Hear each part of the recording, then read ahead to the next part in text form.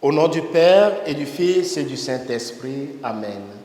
Esprit de sainteté, viens combler nos cœurs, fais de nous chaque jour des témoins du Seigneur. Amen.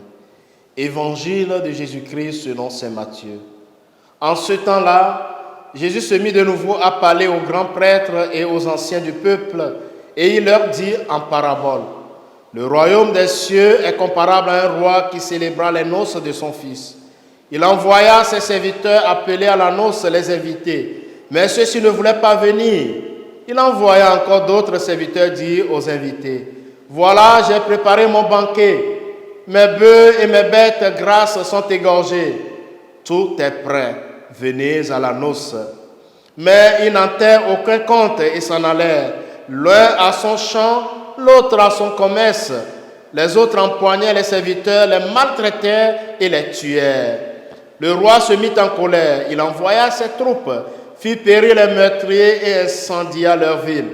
Alors il dit à ses serviteurs: le repas de noces est prêt, mais les invités n'en étaient pas dignes.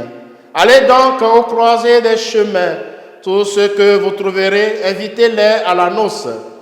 Les serviteurs allèrent sur les chemins, rassemblèrent tous ceux qu'ils trouvèrent, les mauvais comme les bons, et la salle de noces fut remplie de convives. Le roi entra pour examiner les convives, et là, il vit un homme qui ne portait pas le vêtement de noces. Il lui dit: mon ami, comment es-tu entré ici sans avoir le vêtement de noces? L'autre garda le silence. Alors le roi dit aux serviteurs: jetez-les, pieds et poings liés, dans les ténèbres du dehors. Là, il y aura des pleurs et des grincements de dents, car beaucoup sont appelés, mais peu sont élus. Acclamons la parole de Dieu. Chers frères et sœurs en Christ, en ce jeudi 22 août 2024, jeudi de la 20e semaine du temps ordinaire année B, l'Église nous invite à fêter la bienheureuse Vierge Marie, Reine. Dans l'évangile de ce jour, par la parabole du festin nuptial, Jésus nous montre ce qui est vraiment important. Le but de la vie, la seule chose qui puisse satisfaire la soif de bonheur de l'homme, c'est la vie éternelle, l'union définitive avec Dieu. La parabole du festin nuptial présente successivement 3 obstacles, 3 attitudes qui peuvent nous empêcher de prendre part à ce bonheur sans fin. Le premier obstacle, ce sont le champ et le commerce, les biens matériels sur lesquels je concentre toute mon attention.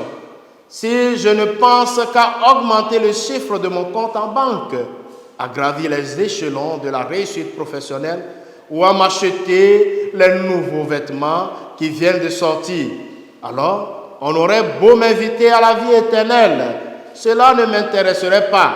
Si je vis à court terme, si je passe de satisfaction à satisfaction, je ne peux qu'être indifférent à la voie qui m'appelle au vrai bonheur à cause des petits bonheurs médiocres de ce monde.